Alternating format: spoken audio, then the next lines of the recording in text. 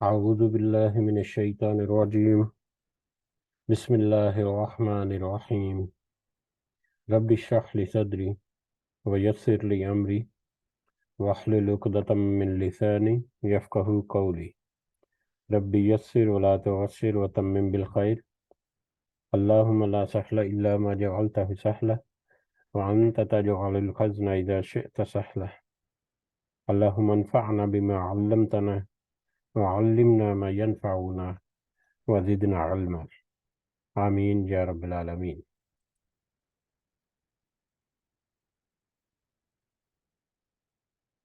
آج ہم انشاءاللہ اللہ کے خاص فضل و کرم سے، اس کی خاص رحمت اور توفیق سے ہم سورہ صافات شروع کرنے جا رہے ہیں۔ سب سے پہلے ہم اسی کے حمد اور اسی کا شکر اور اسی کی تعریف کرتے ہیں جس نے ہمیں یہ وقت اور یہ مہلت عطا فرمائی، جس نے ہمیں بے شمار رزق، یہ وسائل، یہ نعمتیں، یہ ٹیکنالوجی اور یہ سارے اپنے انعامات جو ہیں وہ ہمارے اوپر کیے، اور جس نے ہمیں یہ توفیق دی، یا جس نے ہمیں چن لیا کہ ہم دوبارہ سے اس مجلس کو آباد کریں، اور خاص کر کے جس نے ہمارے دلوں میں یہ ڈالا کہ ہم اس بابرکت کلام کو سمجھنے کی کوشش کریں۔ اللہ تعالیٰ سے دعا ہے کہ ہماری اس کوشش کو قبول فرمائے، ہمیں اس کے ذریعے سے صحیح نصیحت جو ہے خود بھی اور اپنے دوستوں کی بھی، اپنے محبت کرنے والوں کو بھی اس کی نصیحت جو ہے اس کے پہنچانے کی توفیق عطا فرمائے۔ اللہ تعالیٰ ہمیں اس کا فائدہ دنیا میں عطا فرمائے اور آخرت میں خاص کر اپنا خاص فضل و کرم ہمارے سامنے حال کرے۔ آمین یا رب العالمین۔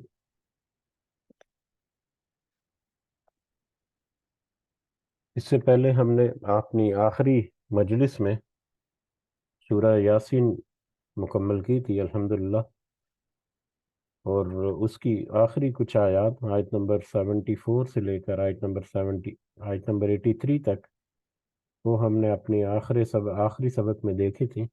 اس کا ترجمہ ایک دفعہ دہراتے ہیں، جس میں اللہ تعالیٰ نے فرمایا سورہ یاسین کی آیت نمبر 74 سے انور، اور وہ اللہ کے سوا، یعنی وہ مشرک جو ہیں، اور وہ اللہ کے سوا دوسروں کو معبود بناتے ہیں تاکہ وہ مدد کیے جائیں، حالانکہ ان کی مدد کی طاقت ہی نہیں، لیکن پھر بھی مشرکین ان کے لیے حاضر باش لشکری ہیں۔ بس آپ کو ان کی بات غمناک نہ کرے، ہم ان کی پوشیدہ اور اعلانیہ سب باتوں کو بخوبی جانتے ہیں۔ کیا انسان کو اتنا بھی نہیں معلوم کہ ہم نے اسے نطفے سے پیدا کیا ہے، پھر یکایک وہ صریح جھگڑالو بن بیٹھا، اور اس نے ہمارے لیے مثال بیان کی اور اپنی اصل پیدائش کو بھول گیا، کہنے لگا کہ ان گلی سڑی ہڈیوں کو کون زندہ کر سکتا ہے؟ آپ جواب دیجئے کہ انہیں تو وہ زندہ کرے گا جس نے انہیں اول مرتبہ پیدا کیا، جو سب طرح کی پیدائش کا بخوبی جاننے والا ہے۔ وہی جس نے تمہارے لیے سبز درخت سے آگ پیدا کر دی جس سے تم یکایک آگ سلگاتے ہو، جس نے آسمانوں اور زمین کو پیدا کیا، اور وہ ان جیسوں کے پیدا کرنے پر قادر نہیں؟ کیا وہ ان جیسوں پر پیدا کرنے کے لیے قادر نہیں؟ بے شک وہ ہر چیز پر قادر ہے، بے شک وہ قادر ہے، اور وہی تو پیدا کرنے والا ہے دانا۔ وہ جب کسی چیز کا ارادہ کرتا ہے تو اسے فرما دے دیتا، اتنا فرما دینا ہی کافی ہے کہ ہو جا، وہ اسی وقت ہو جاتی ہے۔ پس پاک ہے اللہ جس کے ہاتھ میں ہر چیز کی بادشاہت ہے، اور جس کی طرف تم سب لوٹائے جاؤ گے۔ یہ سورہ یاسین کی آخری آیات، اور ہم نے دیکھا کہ سورہ یاسین میں توحید و رسالت کے ساتھ ساتھ آخرت کے بارے میں، قیامت کے بارے میں بہت ہی پراثر انداز سے ہمیں اللہ تعالیٰ نے غیب کی بہت ساری باتیں بتائیں، اور ان لوگوں کا احوال بھی جنہوں نے اللہ کی اس نصیحت کو قبول کیا اور اس کے مطابق اپنی اصلاح کر لی، اور خاص کر ہمیں ڈرانے کے لیے، پہلی بات ہمیں خوشخبری کے لیے کہ جنہوں نے اس نصیحت کو قبول کیا ان کے لیے کیا خوشخبریاں ہیں، اور پھر ایک وارننگ جو ہے کہ جنہوں نے ان کو اس ہدایت کو نصیحت کو قبول نہیں کیا تو ان کے کیا حالات ہوں گے وہاں پر۔ تو ایک بہت ہی پراسر انداز میں ہم نے دیکھا سورہ یاسین جو ہے اس میں یہ سارے تذکرے ملے۔ بڑھتے ہیں ہم اپنے آج کے اگلے سبق کی طرف۔ تو آج ہم انشاءاللہ جو سورہ مبارکہ شروع کرنے جا رہے ہیں اس کا نام ہے صافات۔ یہ سورہ صافات جو ہے یہ مکی سورہ ہے، یعنی مکہ کا جو دور تھا نبی کریم صلی اللہ علیہ وسلم کا، اس دور میں یہ سورہ مبارکہ نازل ہوئی۔ قرآن مجید میں جو صورتوں کی ترتیب ہے اس اعتبار سے یہ 37ویں نمبر پر آتی ہے، اس کا نمبر 37 ہے، اور کرونالوجیکل آرڈر یا جس ترتیب سے صورتیں نازل ہوئی، ترتیب نزولی بھی جسے کہتے ہیں، اس اعتبار سے اس سورہ مبارکہ کا نمبر 56 ہے، 56 نمبر۔ اس میں ٹوٹل 182 182 آیات ہیں، اور اس میں 5 رکوع ہیں، 5 رکوع اور 182 آیات پر مشتمل یہ سورہ مبارکہ، جو سورہ صافات جو ہے اس سورہ کا نام اسی سورہ مبارکہ کی پہلی آیت میں یہ صافات ورڈ جو ہے یہ آیا ہے، جس کی مناسبت سے اس کا نام جو ہے رکھ دیا گیا سورہ صافات۔ اور ہمیں پتہ ہے کہ بڑی جو صورتیں ہیں ان کے نام جو ہے ان کے سارے موضوعات کو کور نہیں کرتی، صرف اس کی پہچان کے لیے ہے۔ صافات کا مطلب ہم پہلی آیت میں ہم پڑھیں گے، صف باندھنے والے یا صف در صف کھڑے ہونے والے، صف بستہ ہو کر کھڑے ہونے والے، یہ فرشتوں کی ایک صفت جو ہے اس کا ذکر اللہ تعالیٰ نے کیا ہے۔ سورہ صافات جو ہے یہ زمانہ نزول کے اعتبار سے دیکھیں تو یہ تقریباً جو درمیانی دور ہے مکی زندگی کا جو درمیانی دور ہے اس دور میں یہ نازل ہوئی، یا درمیانی سے کچھ دور پہلے۔ اس کے مطابق تقریباً کہہ لیں کہ 4 5 یا 6 ہجری یا 7 ہجری کے ارد گرد میں یہ سورہ مبارکہ جو ہے نازل ہوئی۔ اس کا موضوع اور اس میں جو خطاب ہے، جس طرح سے اس میں اللہ تعالیٰ نے نصیحت فرمائی، اس سے ہمیں یہ اندازہ ہوتا ہے کہ یہ سورہ مبارکہ جو ہے مڈ مکن پیریڈ میں تھی۔ اور اسی اعتبار سے اگر ہم دیکھیں اس کے موضوعات یا اس میں جو ہمیں سبق ملے گا، جو نصیحت ملے گی، اس کے بیک گراؤنڈ میں اہل مکہ کا جو رویہ جو ہے کہ انہوں نے اسلام کی مخالفت جو ہے وہ کی، اور کھل کر کی، اور مجبور بھی کیا کہ کچھ جو مسلمان ہیں وہ کچھ ہجرت بھی کر گئے کچھ علاقوں میں اللہ تعالیٰ کے حکم سے، نبی کریم صلی اللہ علیہ وسلم کے حکم سے۔ پھر اسلام کی مخالفت جو ہے وہ سر چڑھ کر ان کی طرف سے ہو رہی، کھلی مخالفت ہو رہی، ہر طرح کی مخالفت، معاشی اعتبار سے، معاشرتی اعتبار سے بھی، اور نبی کریم صلی اللہ علیہ وسلم کو ویسے انکار کر دینا، اور قرآن کا انکار کرنا، قرآن کی آیات کا انکار کرنا، اور خاص کر آخرت کا انکار کرنا۔ اور اگر آخرت کے بارے میں تھوڑی بہت ہے بھی کچھ لوگوں میں کچھ عقیدہ، لیکن وہ بھی اس میں بھی بہت سارے جو قدغن یا بہت ساری ایسے باطل عقائد جو ہیں وہ جمع، کہ جن کا قبول کرنا کسی بھی صورت ہمارے لیے اس دین اسلام کے لیے ممکن نہیں۔ اور خاص کر اس دنیا میں زندگی گزارنے کے بعد ایک دفعہ جب موت آ جائے تو دوبارہ اللہ تعالیٰ جو کہتے ہیں کہ دوبارہ اٹھایا جائے گا یا دوبارہ زندہ کیا جائے گا، تو اس بات پر وہ بہت حیران ہوتے کہ کیا واقعی دوبارہ زندہ کیا جائے گا، جبکہ ہم جو ہے وہ مر کر ہماری ہڈیاں جو ہیں وہ بھی ریزہ ریزہ ہو جائیں گی، اور ہماری پچھلی نسلیں جو ہزاروں سالوں سے مری پڑی ہیں، کیا وہ دوبارہ زندہ ہو جائیں گی؟ اس بات پر بھی وہ توجہ کرتے تھے۔ تو ان ساری باتوں کو ٹیکل کرنے کے لیے اللہ تعالیٰ نے کچھ اپنی نشانیاں جو ہیں اس کا بھی تذکرہ ہمیں ملے گا، اور اس کے علاوہ قیامت یا آخرت کے احوال، اس کے بارے میں بھی توحید اور رسالت کا ڈیفینیٹلی اس میں ہمیں ملے گا۔ اس کے علاوہ حضرت ابراہیم علیہ السلام کے بارے میں بھی کچھ مزید معلومات جو ہیں وہ اسی سورہ مبارکہ میں ملیں گی۔ تو اسی طرح سے یہ موضوعات جو ہیں جیسے جیسے ہم آگے بڑھتے جائیں گے تو یہ موضوعات جو ہے ہمارے سامنے کھلتے جائیں گے، وہ نصیحت ہمارے سامنے کھلتی جائے گی۔ تو اسی بیک گراؤنڈ کو ہم اپنے سامنے رکھتے ہوئے یہ سورہ مبارکہ کو شروع کرتے ہیں اللہ کا نام لے کر، اس دعا کے ساتھ کہ اس کی صحیح نصیحت کی بات ہمارے دل میں اتار کر اس کے ذریعے سے اللہ تعالیٰ ہمیں اپنی اور اپنے ساتھیوں کی اصلاح کرنے کی توفیق بھی عطا فرمائے، آمین یا رب العالمین۔ شروع کرتے ہیں سبق۔ اعوذ باللہ من الشیطان الرجیم، بسم اللہ الرحمن الرحیم۔ والصافات صفا، قسم ہے صف باندھنے والی جماعتوں کی، خوب صف باندھنا یا خوب درست طریقے سے یا خوب چوکس انداز میں صف باندھنے والی جماعت کی قسم۔ یہ واو جو شروع میں آیا ہے زبر کے ساتھ، یہ قسم کے لیے ہے، اور قسم ہمیں پتہ ہے کہ کسی چیز اپنے اوپینین میں یا اپنی بات کی سچائی کو ثابت کرنے کے لیے اور اس کی سچائی کے اوپر زور دینے کے لیے قسم جو ہے وہ کھائی جاتی ہے۔ اور قسم جو ہے عام طور پر اس لیے کھائی جاتی ہے کہ جس کی قسم کھائی جا رہی ہو وہ گواہی دے سکے، تاکہ وہ گواہی دے یا اگلے بندے کو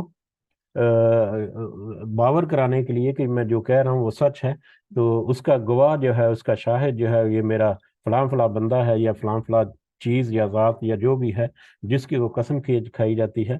تو لہٰذا اسی لیے کہا جاتا ہے کہ کیونکہ ساری مخلوقات اس پوری کائنات میں وہ اللہ تعالیٰ کی پیدا کرتا ہے، تو لہٰذا اللہ تعالیٰ جو ہے وہ غیب کا علم، شاہد یا گواہی دینا جو ہے، وہ گواہی وہی دے سکتا ہے جس کے پاس ہر طرح کا کسی بھی موضوع یا کسی بھی معاملے کے بارے میں ہر طرح کا ظاہری اور چھپا ہوا علم جو ہے یا مشاہدہ جو ہے وہ ہو۔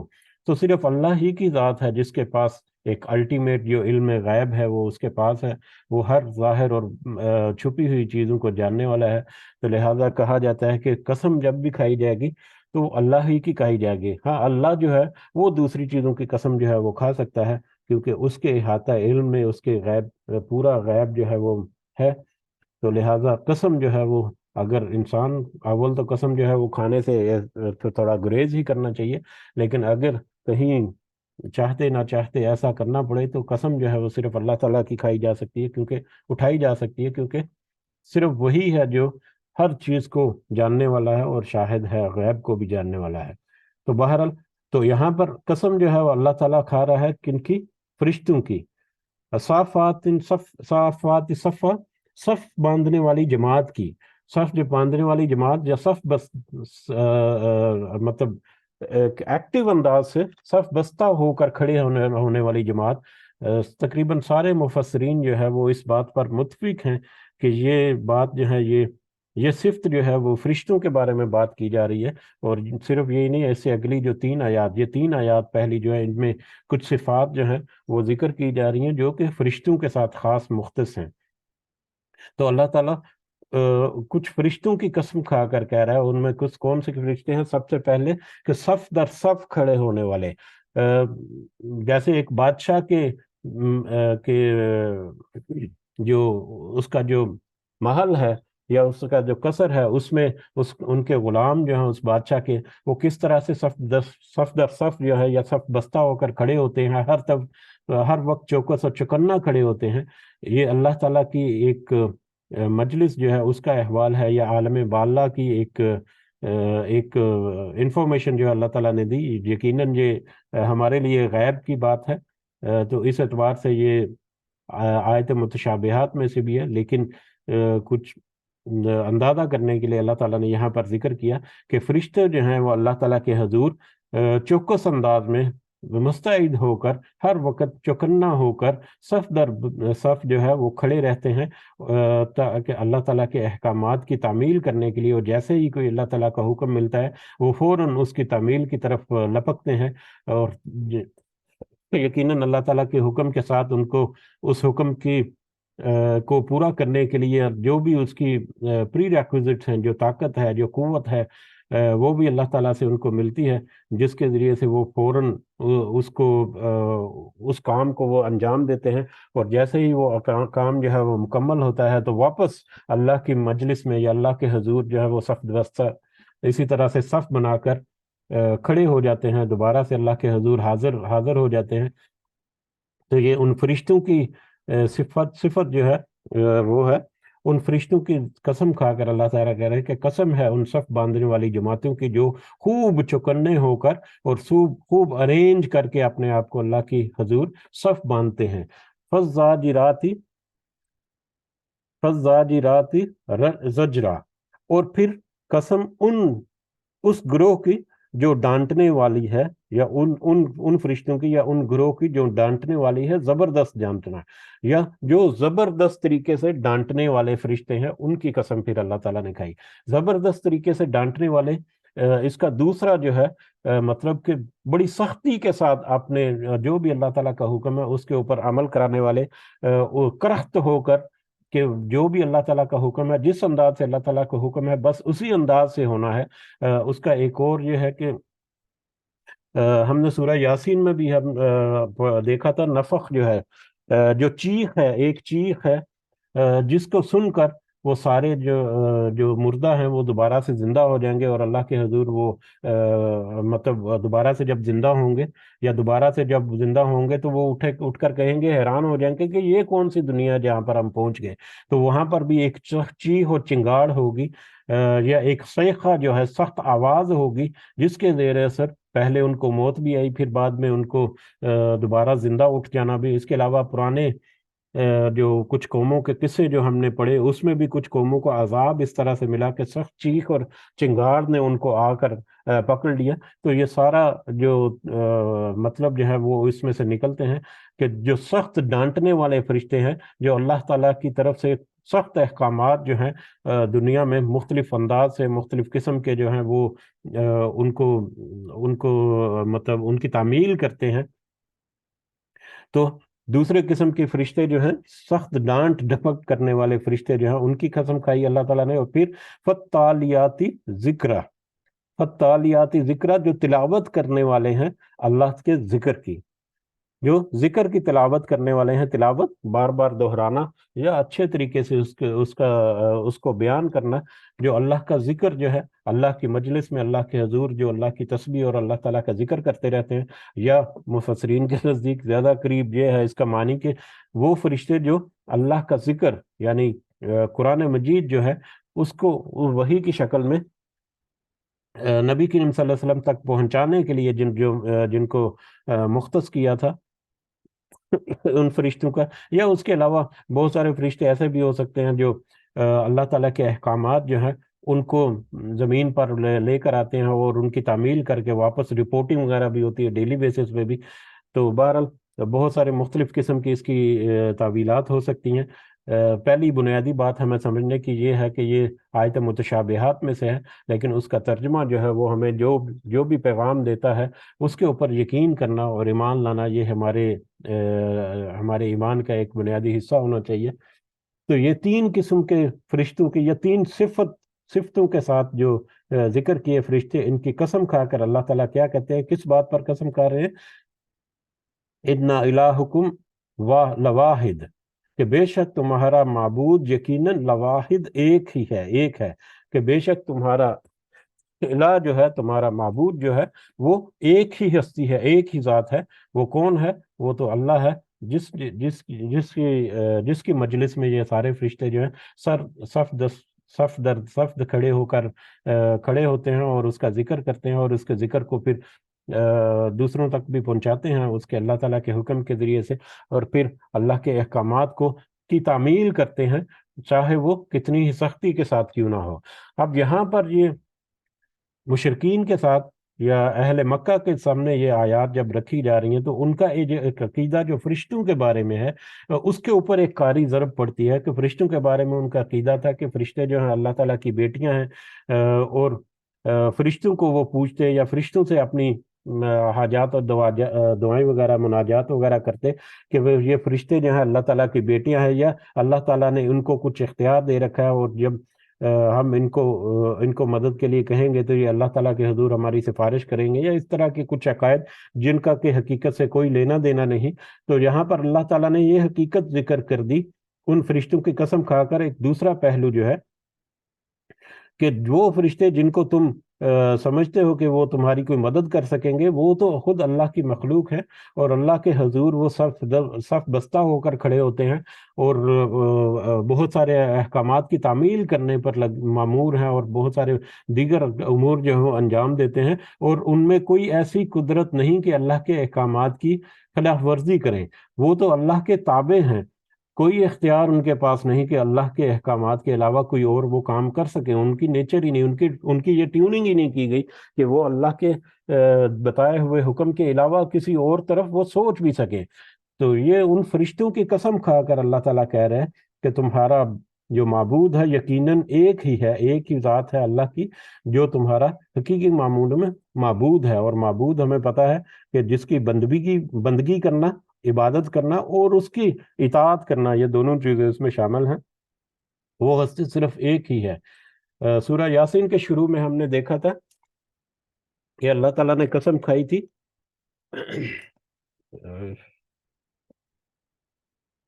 یاسین والقرآن الحکیم، کہ باحکمت قرآن کی، کہ قرآن جو ہے اس کا بھی وہ انکار کرتے تھے مشرک جو ہے، تو اللہ تعالیٰ نے قرآن کی قسم وہاں پر کھائی تھی جو کہ باحکمت ہے۔ اور یہاں پر وہ فرشتے جن کو وہ مختلف انداز سے مطلب وہ ان کی عبادت یا ان کو پکارتے، تو ان کی قسم کھا کر اللہ تعالیٰ کہہ رہے ہیں کہ تمہارا معبود تو صرف وہی ایک ذات ہے جس نے جو کہ لائق عبادت ہے۔ اور اس کے وہ رب کون ہے، یا وہ معبود کون ہے، الہکم الہ واحد، وہ کون ہے؟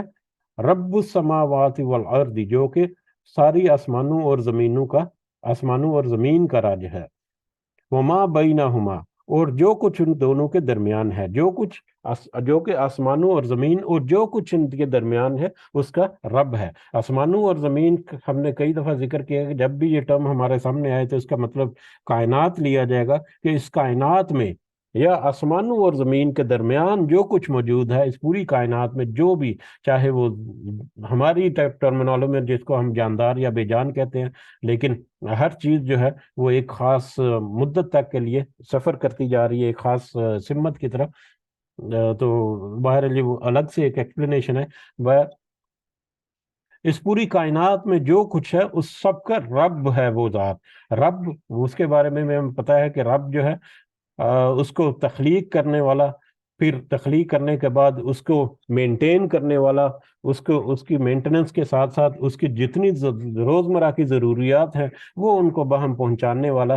تو ہر طرح کی تخلیق کر کے اس کی آپریشن اور اس کا مینٹننس اور اس کی سسٹیننس جو ہے اس کو برقرار رکھنے والی جو ذات جو ہے وہ صرف رب ہی ہے، کہ جو اس کو ہر جاندار اور بے جان جو بھی اس پوری کائنات میں چیزیں موجود ہیں، ان کی جتنی ضروریات ہیں اس پورے نظام کو قائم رکھنے کے لیے، وہ پوری ضروریات کو باہم پہنچانے والا، پوری کرنے والا جو ہے وہ ذات جو ہے وہ رب ہے۔ اور بھی رب کی بہت ساری ایکسپلینیشن ہے، اب یقیناً ہمیں اس کا اندازہ ہے۔ تو رب ہے اس پوری کائنات میں جو کچھ ہے سب چیزوں کا، وہ رب المشارق، اور وہ رب ہے تمام مشرقوں کا، اور تمام مشرقوں کا رب بھی وہی ہے۔ اب ہم نے یہاں پر یہ مشارق کا ہم تھوڑا سا اس کو مزید ایکسپلینیشن سے پہلے ہم یہ دیکھتے ہیں کہ سب سے پہلے اللہ تعالیٰ نے ذکر کیا فرشتوں کے بارے میں، جو کہ عالم بالا کی ایک تخلیق ہے، یا عالم بالا کے جو معاملات ہیں ان کی طرف ایک اشارہ ہے، کہ اللہ کی مجلس جو ہے وہاں پر فرشتے جو ہیں وہ کس طرح سے صف در صف ہوتے ہیں، اور کس طرح سے اللہ کی تعالیٰ کے احکامات کی پاسداری کرتے ہیں، اور اللہ کے پیغام جو ہیں وہ پہنچاتے ہیں وحی کی صورت میں، یا مطلب دوسرے معاملات میں بھی۔ ایک دوسرا جو ہے دوسرا ذکر ہوا کائنات کا، کہ پوری کائنات میں جو کچھ ہے اس کا رب بھی وہی الہ واحد ہے، ایک واحد ذات ہے۔ اور پھر تیسرے نمبر پہ آ گیا رب المشارق، جو کہ تمام مشرقوں کا رب ہے۔ اب یہ تمام مشرق کے اس کے ساتھ ایک تو یہ ہے کہ اس کے جیسے ہی ہم مشارق کہتے ہیں تو آٹومیٹیکلی ہمارے ذہن میں مغارب بھی آ جاتا ہے، مشرق کی الٹ مغرب، مشرق مغرب، جب بھی ہم کہتے ہیں مشرق کہتے ہیں تو آٹومیٹیکلی ہمارے ذہن میں مغرب بھی آ جائے گا، ٹھیک ہے؟ تو مشارق یعنی تمام مشرقوں کا رب وہی ہے۔ اس کے ساتھ ہی ہم مغارب بھی کر سکتے ہیں کہ تمام مغربیں جو ہیں وہ بھی اس میں شامل ہو جاتی ہیں، کیونکہ مشرق اور مغرب در حقیقت ایک ہی فینومینا ہے جو یک وقت چلتا رہتا ہے۔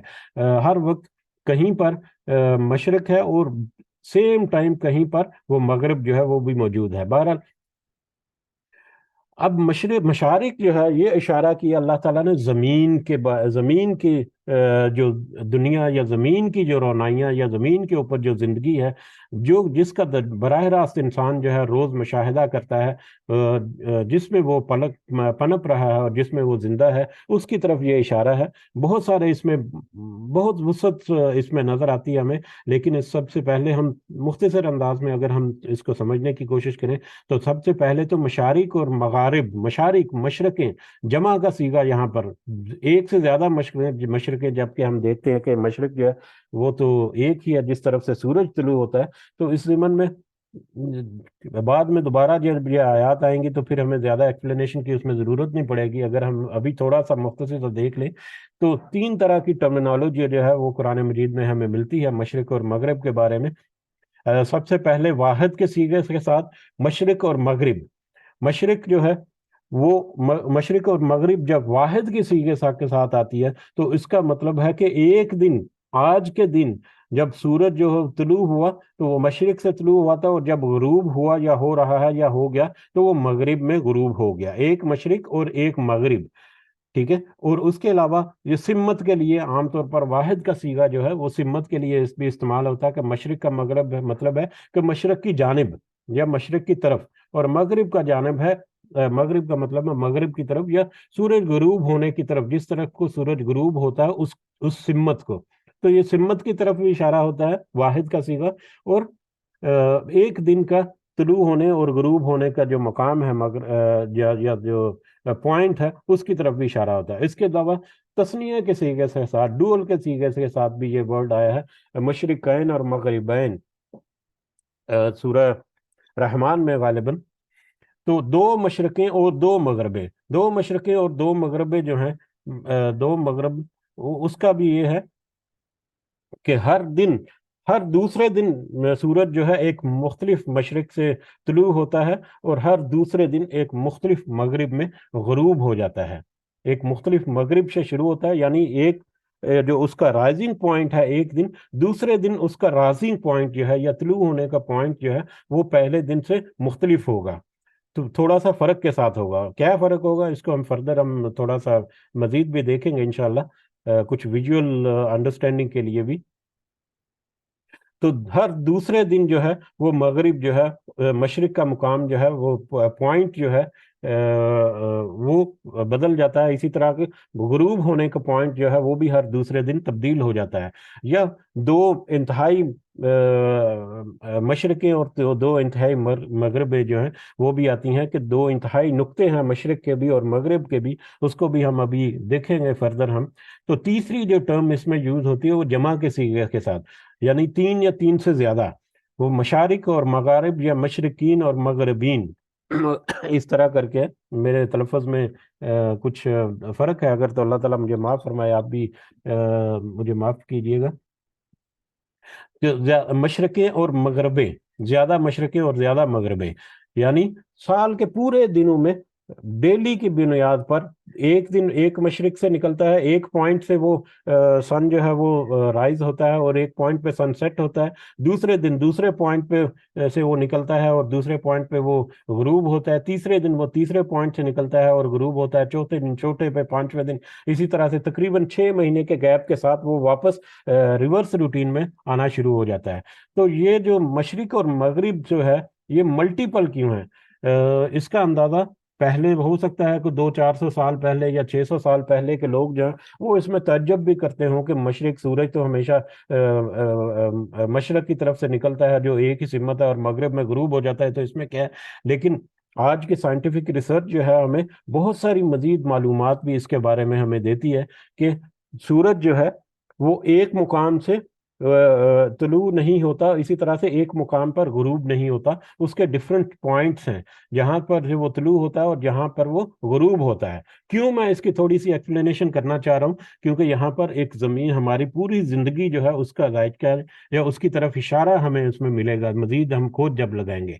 तो उसको पहले मशरकीन और मगरबीन या मशारिक और मगारिब या मशरिकैन और मगरबैन, दो मशरक़ें और दो मगरबें या एक मशरिक और में एक मगरिब जो है, उसको समझने के लिए हम थोड़ा सा एक ایک ویژول گرافک جو دیکھتے ہیں اور پھر ایک فوٹو بھی دیکھیں گے ہم، تو ہمیں اپنی انڈرسٹینڈنگ، اور ہم یہ دیکھیں گے کہ ہم اپنے مشاہدے کے ذریعے سے بھی اس کو اگر ہم ثابت کرنا چاہیں تو وہ ثابت بھی کر سکتے ہیں بڑی آسانی سے ہم، کہ کس طرح سے یہ ملٹیپل جو مشرقیں ہیں اور مغربیں ہیں. تو اگر ہم یہ ایک ویژول گرافک ہے جس کو اگر میں پلے کروں آپ کے سامنے تو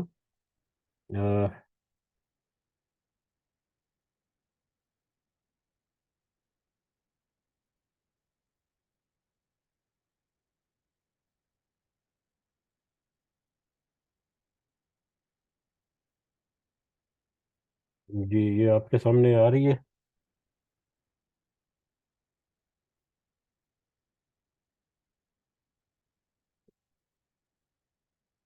جی السلام علیکم.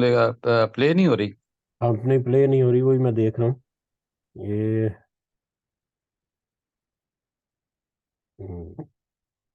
نہیں، وہ ویڈیو کلپ جو ہے وہ پلے نہیں ہو رہا. بہرحال آپ کو دوسرے امیجز کے ذریعے سے میں آپ کو تھوڑا سا دکھاتا ہوں کہ یہ امیج اگر آپ دیکھیں، وہ ویڈیو کلپ جو ہے وہ میں گروپ میں شیئر کر دوں گا، اس کو آپ دیکھیں گے تو چھوٹا سا کلپ ہے، اس سے ہمیں اندازہ ہوگا کہ کیسے مشرق سے ایک مشرق سے نکل کر دوسری مغرب میں وہ غروب ہوتا ہے. تو وہ ایک بڑا سمپل جو ہے اس کی ایکسپلینیشن جو ہے.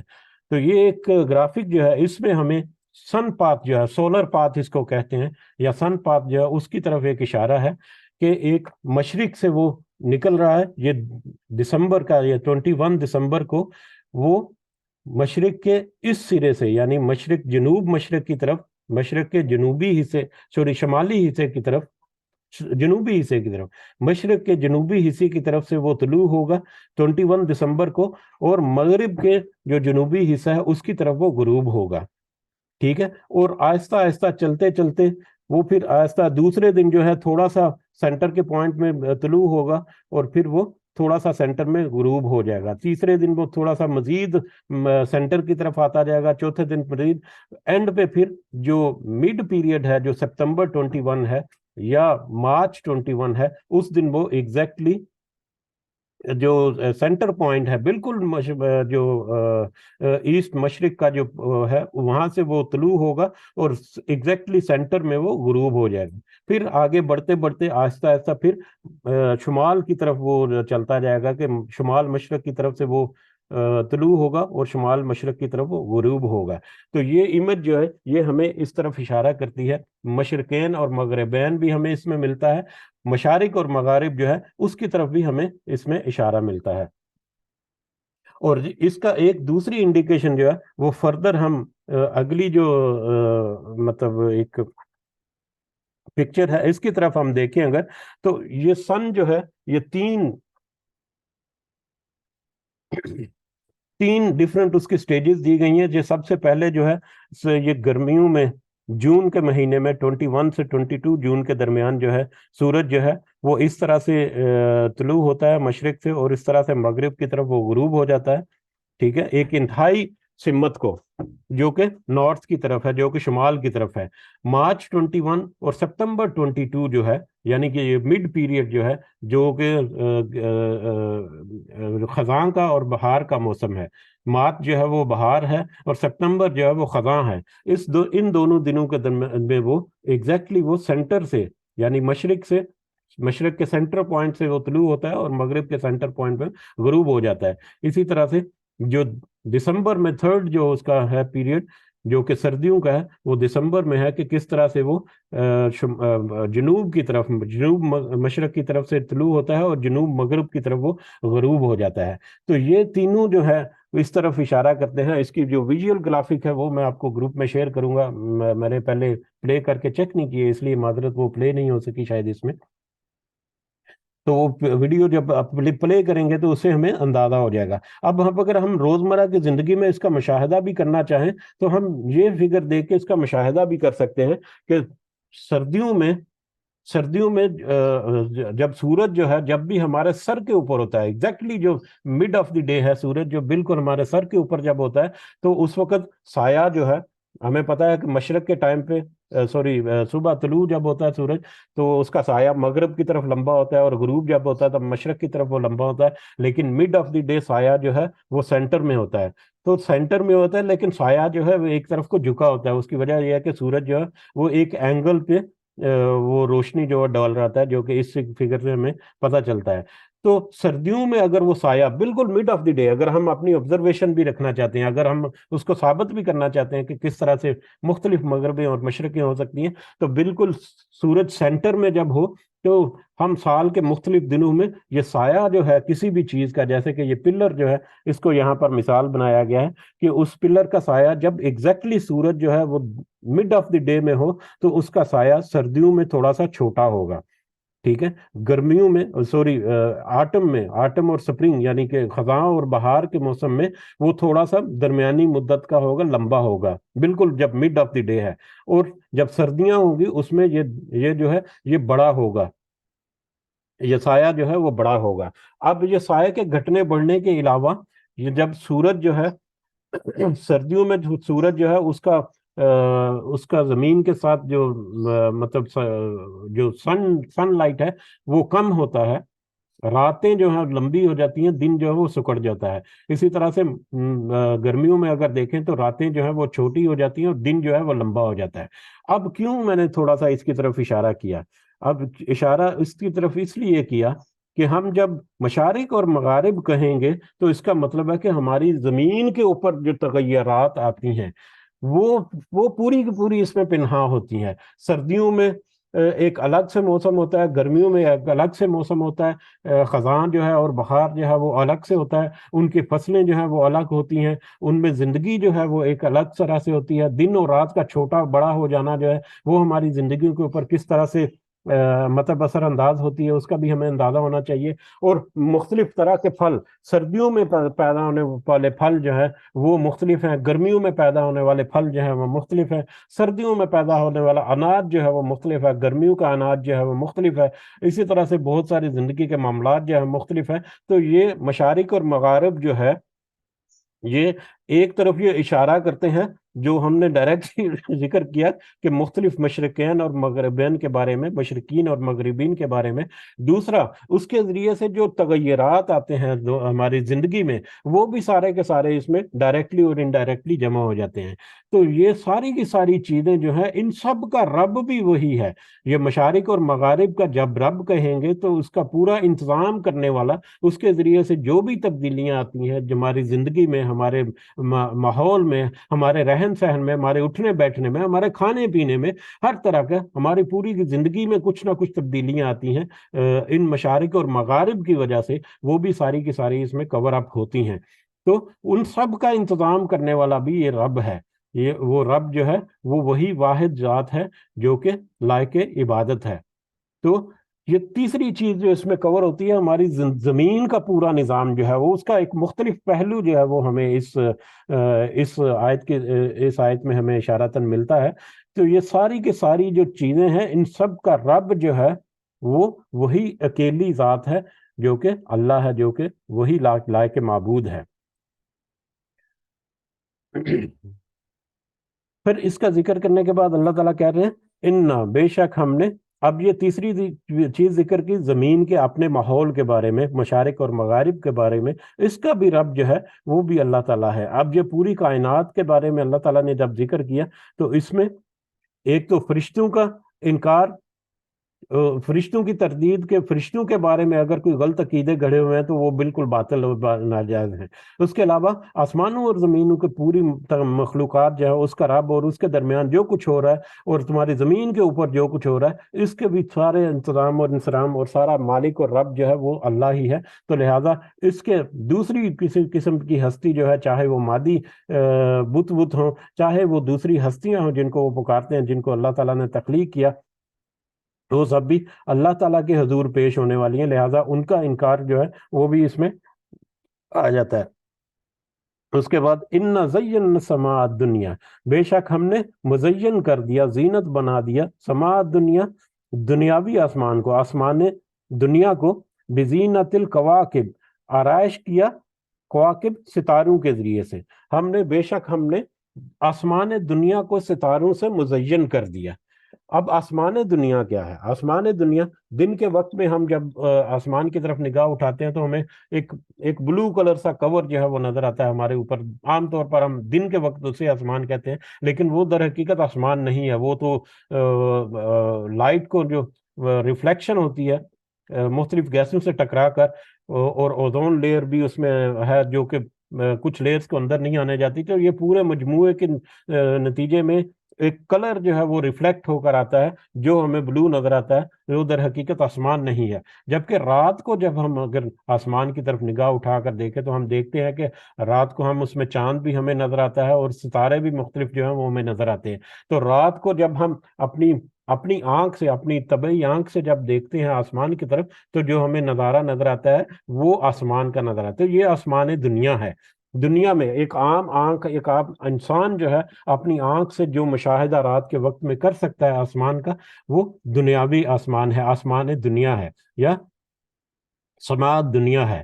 اب اس سماعت دنیا میں ہم دیکھتے ہیں کہ سورج ہے، اس کے علاوہ سورج جو ہے وہ دن کے ٹائم میں نظر آتا ہے، رات کے وقت میں ہمیں چاند نظر آتا ہے، اور اس کے علاوہ ستارے نظر آتے ہیں. ان ستاروں کے بارے میں اللہ تعالیٰ یہاں پر ذکر کر رہے ہیں. کیا ذکر کر رہے ہیں؟ کہ ہم نے ان ستاروں کو مزین کر دیا. ستارے مختلف چیزیں ہمیں بتاتے ہیں. پرانے وقتوں میں ڈائریکشن جو ہے اس کی طرف بھی اشارہ کرتا تھا. اس کے علاوہ موسموں کا بھی کچھ اندازہ جو ہے وہ ان ستاروں سے مل جاتا ہے، ان ستاروں کی پوزیشن وغیرہ سے. کیونکہ ہم نے دیکھا کہ مشارق اور مغارب میں کہ موسم جب بدلتے ہیں تو زمین کی جو ٹلٹ ہے وہ اور سورج کا وہ بھی تھوڑا سا فرق پڑتا ہے، اور تھوڑا سا فرق ستاروں کی پوزیشن میں بھی غالباً پڑتا ہے. بہرحال، اور اس کے علاوہ رات کو جب ستارے چمک رہے ہوتے ہیں تو آسمان جو ہے وہ اس کی ایک الگ خوبصورتی جو ہے وہ نظر آتی ہے. اگر رات کو ستارے ہمیں نظر نہ آئے تو کوئی آسمان کی طرف دیکھے نا، یا آسمان جو ہے وہ بالکل سیاہ اور بے رونق سا نظر آئے. تو یہ آسمان پر ستارے جو ہیں یہ اللہ تعالیٰ نے مزین کر دیے، ان کو زینت بنا دیا یا آرائش کر دیا، پورا آرائش کر دیا آسمان دنیا کو ستاروں سے اللہ تعالیٰ نے، جس سے انسان جو ہے وہ مختلف طرح کے فائدے بھی اٹھاتا ہے. جیسے کہ ابھی ذکر ہوا کہ پرانے زمانوں میں، بلکہ ہو سکتا ہے آج بھی، سمت وغیرہ کے تعین میں رات کو جو ہے وہ بڑے اہم رول ادا کرتے تھے. اس کے علاوہ زینت جو ہے آسمان کی، جس کا جہاں پر اللہ تعالیٰ نے ذکر کیا، تو یہ زینت کے ساتھ ساتھ اللہ تعالیٰ نے ان ستاروں کو آسمان کی زینت بنانے کے ساتھ ساتھ وَحِفْظًا مِّنَ الشَّيْطَانِ، اور وہ حفاظت کرنے کا ذریعہ بھی ہیں من کل شیطان مارد، ہر طرح کے سرکش شیطان سے حفاظت کرنے کے لیے بھی ہے یہ ستارے ظاہری طور پر تو مزین کر دیے ایک خاص فاصلے کے اوپر ایک دوسرے سے، جو کہ آسمان کے اوپر نظر آتے ہیں. لیکن اس کا دوسرا پہلو یا دوسرا فائدہ انسان کو یہ ہے، یا دوسرا اس کا پہلو جو وہ یہ ہے کہ یہ حفاظت کرتے ہیں ہر سرکش شیطان سے. سرکش شیطان ہمیں پتا ہے کہ مطلب جنوں کی ایک نسل کہہ لیں، یا جنوں میں سے ایک خاص کہہ لیں گروہ یا قبیلہ جو ہے، جو کہ انتہائی برے قسم کے ہیں، جن کو شیطان کہتے ہیں. جو برے جن جو ہیں وہ شیطان کہہ دیتے ہیں اسے، اچھے جن بھی ہیں. تو جنوں کی ایک نسل جو ہے یا قسم جو ہے وہ شیطان میں ہوتا ہے. اور جن جو ہے وہ ہم نے ایک دفعہ پہلے ذکر کیا تھا، ایک دو دفعہ، کہ جن انسانوں کے مقابلے میں ان کے پاس ایکسٹرا آرڈنری کوالٹیز بھی ہیں، خوبیاں بھی ہیں. بس یہ آیت تھوڑی سی دیکھ کے ہم مکمل کریں گے. باقی اس موضوع کو ہم کل جو ہے وہ کنٹینیو رکھیں گے انشاءاللہ. تو جن اور انسان، جنوں کو کچھ ایکسٹرا آرڈنری کوالٹیز جو ہیں وہ اللہ تعالیٰ نے مہیا کی رہی ہیں، جن کا ہمیں یقیناً اندازہ ہے کہ وہ ایک تو غیر مرئی ہیں، وہ نظر نہیں آتے، انسانوں کو نظر نہیں آتے. اللہ تعالیٰ اور جن کو اللہ تعالیٰ دکھانا چاہے وہ تو دیکھ سکتے ہیں، لیکن عام طور پر انسانوں کے لیے وہ غیر مرئی ہیں. اس کے علاوہ سفر میں وہ بہت زیادہ تیز رفتاری سے، برق رفتاری سے وہ سفر جو کرتے ہیں، آنن فانن ایک جگہ سے دوسری جگہ پر وہ سفر کر جاتے ہیں. اس کے علاوہ انسان کے اوپر وہ سحر کی کیفیت جو ہے وہ بھی طاری کر دیتے ہیں، انسان کے دماغ کے اندر وہ وسوسے ڈالنے کے لیے، یا اس کے جسم کے اندر سرائیت بھی کر جاتے ہیں غیر مرئی ہونے کی وجہ سے. تو اس وجہ سے بہت سی ایکسٹرا آرڈنری کوالٹیز جو ہیں یا اسپیسیفیکیشن جو ہیں ان جنوں کی ہیں. اور ان جنوں میں سے جو شیطان جو ہیں وہ برے جن ہیں، جو برائیاں جو کہ انسان کو ورگلانے کے لیے اپنا جن کا مقصد جو ہے انسان کو ورگلانا اور ہدایت کے راستے سے ہٹا دینا اور شرک کی طرف لے جانا اور گناہوں کے کام کرانا، یہ ان کے کام ہے۔ تو یہ شیطان جو ہے وہ شیطان ہے۔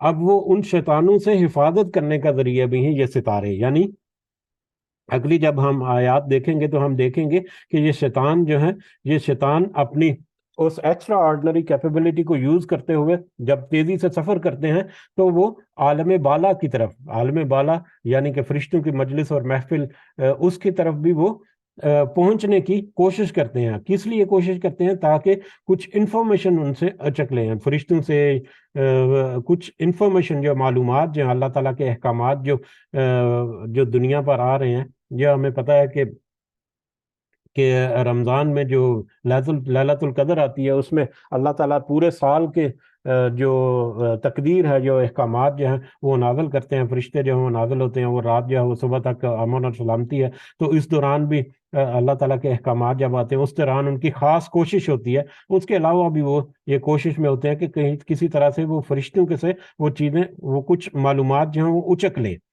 ٹھیک ہے؟ تو کیونکہ فرشتوں کے قریب ترین ہے کہ ان کا مادہ یا ان کا بناوٹ جو ہے وہ بھی،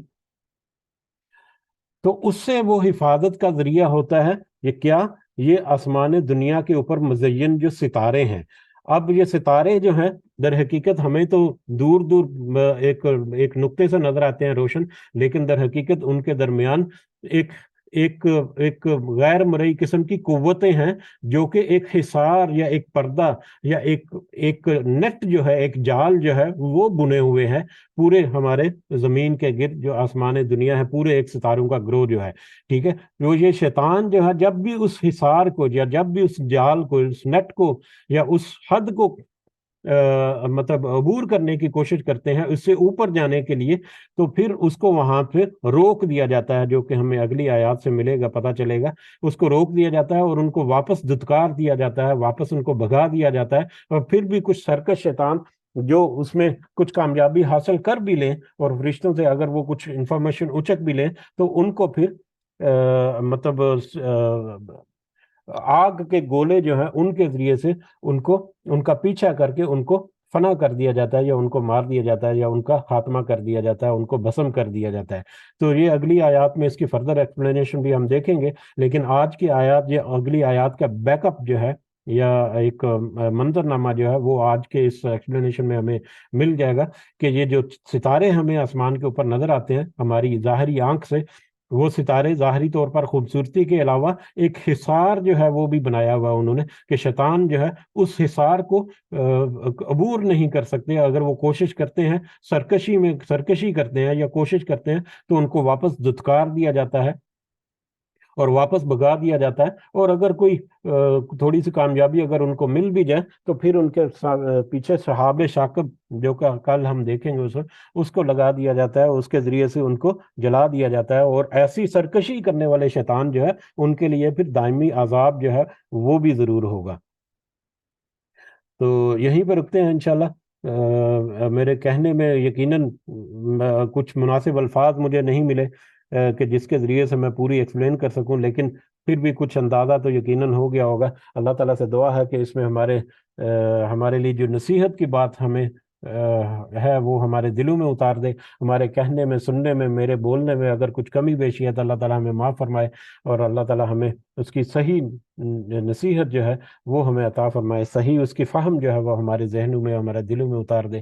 آمین یا رب العالمین، وما علینا الا البلاغ المبین۔ جی اگر کچھ اضافہ کرنا چاہیں آپ تو کر سکتے ہیں۔ جزاکم اللہ خیرا کثیرا۔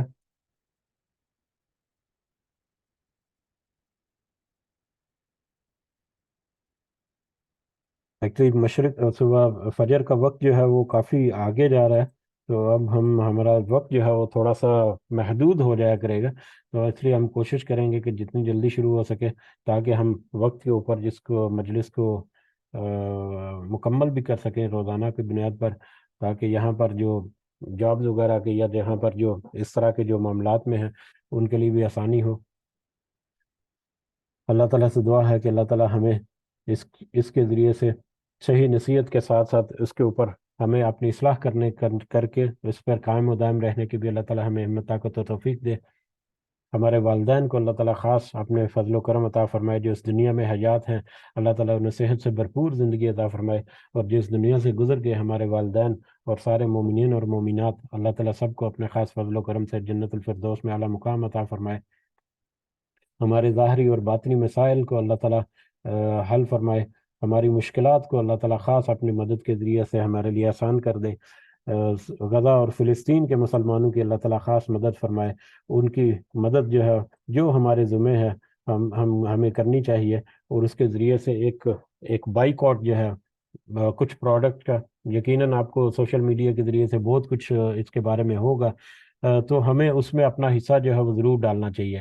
ہم پیسے کی خدمت کر سکتے ہیں. بہت ساری تنظیمیں جو ہیں وہ فلسطین کے لیے یا غزہ کے لیے کچھ کام کر رہی ہیں. اس میں اخوت فاؤنڈیشن پاکستان کی جو ہے وہ نمایاں رول ادا کرتی ہے. اس کے علاوہ اور بھی بہت ساری تنظیمیں ہیں جن کو آپ اتھینٹک سمجھتے ہیں، ان کے ذریعے آپ ان کی مالی مدد بھی کر سکتے ہیں جو ہمارے بس میں ہے. اس کے علاوہ بائیکاٹ جو ہے ایک ذریعہ ہے، اور یہ یقیناً بہت بڑا امپیکٹ ڈالتی ہے. کیونکہ نبی کریم صلی اللہ علیہ وسلم نے جب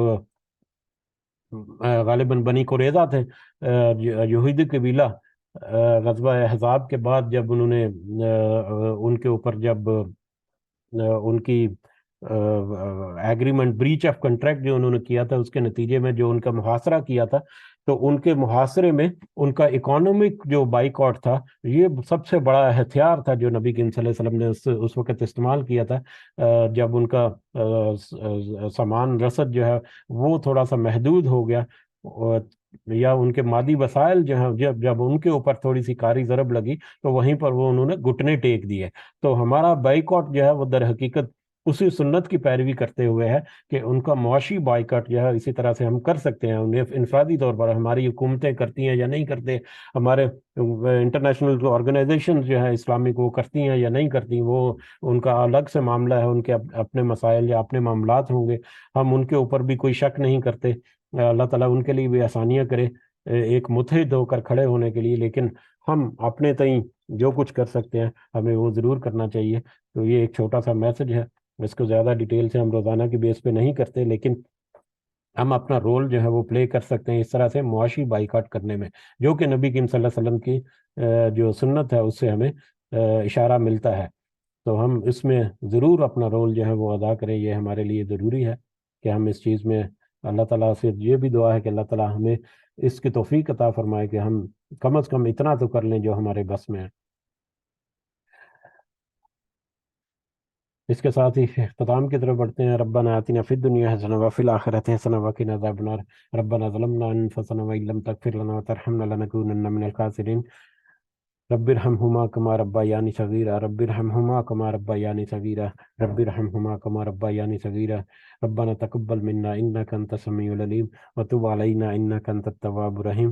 سبحان ربک رب العزۃ عما یصفون وسلام علی المرسلین والحمد للہ رب العالمین. سبحانک اللہم وبحمدک اشہد ان لا الہ الا انت استغفرک واتوب الیک. جزاکم اللہ خیرا کثیرا. السلام علیکم ورحمۃ اللہ وبرکاتہ.